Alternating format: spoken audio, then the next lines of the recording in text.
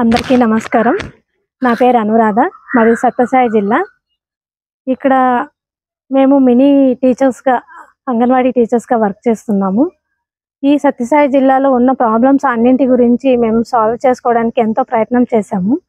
అయితే పక్క రాష్ట్రంలో తెలంగాణలో ఏ విధంగా అయితే మినీ టీచర్స్ని మెయిన్ చేశారో అదేవిధంగా ఇక్కడ కూడా ఏపీలో మాకు అలానే జరగాలనే ఉద్దేశంతో గట్టి పట్టుదలతో మేము ముందుకెళ్ళాలి అనుకుంటున్నాము.